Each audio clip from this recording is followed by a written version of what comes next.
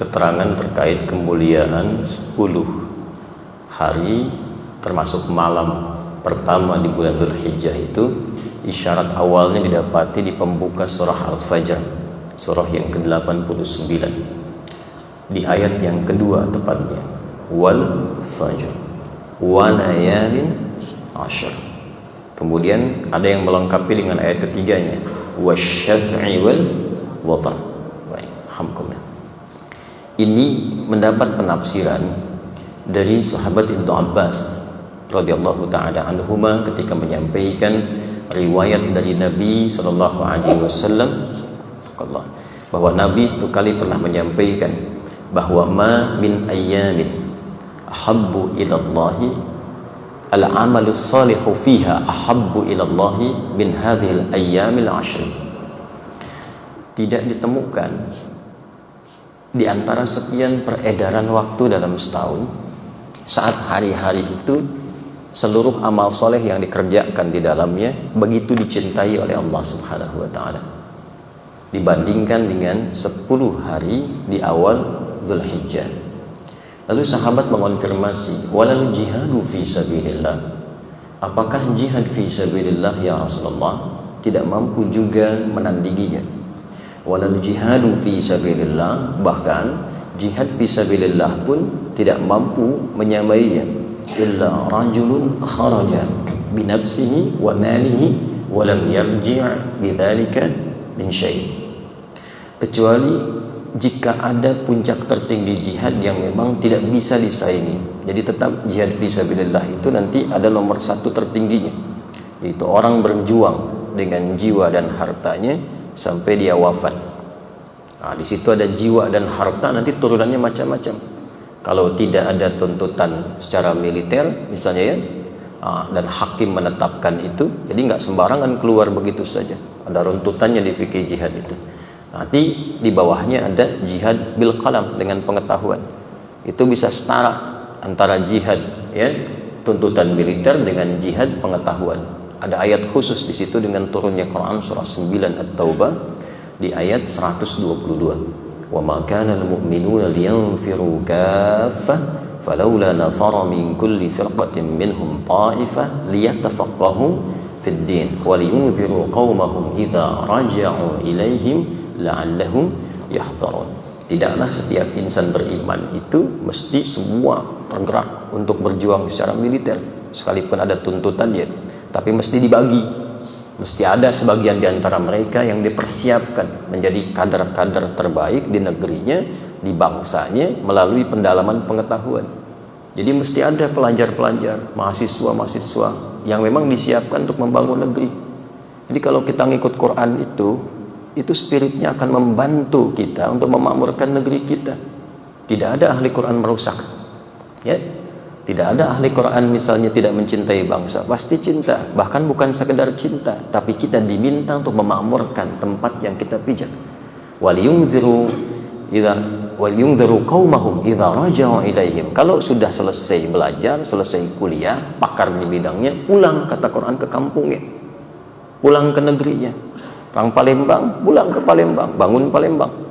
Ingatkan masyarakatnya, bangun negerinya, la'allahum yahdharun, supaya makmur, semua mendapatkan pencerahan yang serupa. Itu nilainya tinggi. Nah, saat masuk awal Dzulhijjah, itu semua kualitas amal berubah. Semua kualitas amal berubah. Naik status amalnya menjadi dicintai oleh Allah Subhanahu wa ta'ala. Jadi setiap bulan, waktu tertentu, itu ada keutamaannya sendiri. 10 Dzulhijjah ini awal ya, 1 sampai dengan 10 nggak bisa juga disamakan dengan Ramadan. Ramadan punya keistimewaannya sendiri, awal Dzulhijjah punya keistimewaannya sendiri. Misal malam Al-Qadar itu adanya hanya di Ramadan, nggak bisa ditemukan di malam-malam awal Dzulhijjah. Jadi tidak tepat kalau ada yang mengatakan bahwa di malam-malam Dzulhijjah pun nilainya seperti malam Al-Qadar. Tidak. Ya, berbeda, ada keutamaan sendiri. Karena itu malam Al-Qadar setahun cuma sekali saja, tepatnya masuk di malam-malam atau satu malam di antara sekian malam Ramadan. Dalilnya Quran surah 97, inna anzalnahu fi lailatul qadar wa ma adraka ma lailatul qadar, lailatul qadri khairum min alfi syahr. Kapan itu terjadi? Tafsirnya nanti di Al-Baqarah, di antaranya di ayat 185. Syahrul Ramadhan alladzi unzila fihil Quran. Yang dimaksud bulan Ramadan saja.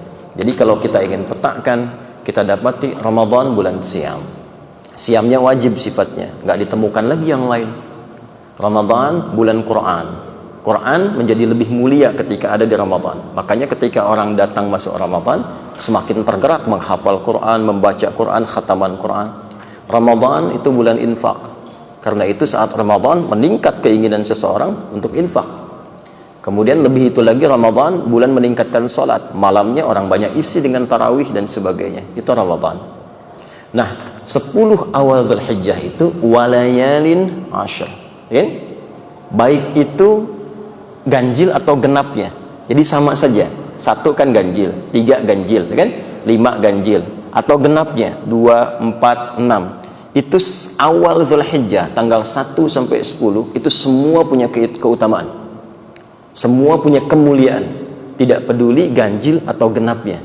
Apa keutamaannya? Semua amal yang dikerjakan di awal Dzulhijjah itu statusnya naik menjadi amalan yang sangat dicintai oleh Allah Subhanahu wa taala.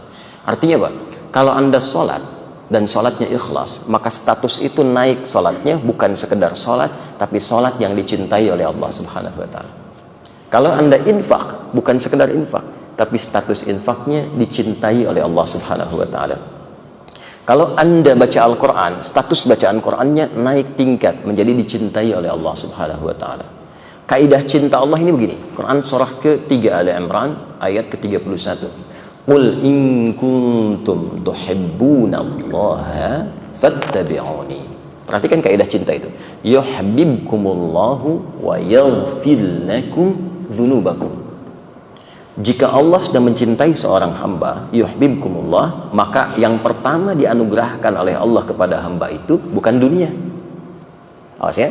Jadi kalau ada peningkatan harta, jangan dulu dipahami bahwa Allah cinta, belum tentu. Kalau ada peningkatan kedudukan, belum tentu itu menjadi tanda sayang Allah kepada hamba, belum tentu. Allah itu kalau mencintai seorang hamba, yang pertama diberikan itu adalah pengampunan terhadap seluruh dosa-dosanya. Wa yaghfir lakum dzunubakum. Jadi 10 awal Dzulhijjah itu potensial untuk bisa memohon ampunan Allah Subhanahu wa taala, sehingga siapa yang mampu bisa melewati itu, dosa-dosanya berpeluang digugurkan sekaligus hilang dosanya dan sekaligus datanglah cinta Allah kepadanya. Nanti kalau dosa sudah hilang, datang cinta, apa di antara dampak yang bisa diraih? Cepatnya pengabulan doa. Nanti ada orang-orang yang sangat dicintai Allah, dia belum meminta, Allah sudah kabulkan. Lisannya belum memohon, hatinya ada harapan, Allah sudah kabulkan. Contoh ketika Allah mencintai, kita ambil di bawah Nabi Muhammad. Kalau Nabi Muhammad itu sudah pasti gitu ya. Beliau belum minta apa-apa, turun satu surah tentang jaminan surganya. Inna a'tainakal kautsar. Nabi Musa itu minta dulu, Rabbi syrahli sadri wa yassirli amri. Nabi Muhammad nggak minta, turun surah Alam nashrah laka sadra. Turun lagi wa nuyassiruka lil yusra. Nggak minta, turun. Maryam, ibundanya Nabi Isa alaihi salam, kan? Nggak minta, ibadah aja sampai Allah mencintainya. Maka apa yang terjadi? Semua kebutuhannya langsung Allah berikan. Di Ali Imran ayat 37 itu. Fataqabbalaha rabbuha biqabulin hasanin wa ambataha nabatan hasana wa kaffalaha Zakaria. Kullama dakhala 'alaiha Zakaria al-mihraba wajada 'indaha rizqa. Qala ya Maryam anna laki hadha? Qalat huwa min 'indillah. Innallaha yarzuqu man yasha bighairi hisab. Maka saking cintanya Allah kepada Maryam, diberikan apapun tanpa batasan. Nah, itu jadi nanti saat masuk kita ke awal-awal bulan Dzulhijjah, sunnah yang pertama tingkatkan amalan.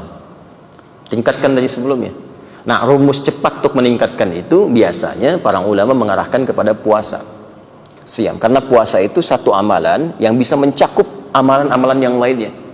Saat puasa itu salat sunnah pasti meningkat, bacaan Quran meningkat, infak meningkat. Jadi satu-satunya cara paling cepat kalau ingin mengerjakan ibadah yang lain ikut naik itu puasa. Karena itu disunnahkan puasa dari tanggal 1-nya, puncaknya sampai tanggal 9. Nah, untuk meraih maghfirah tadi, ampunan Allah,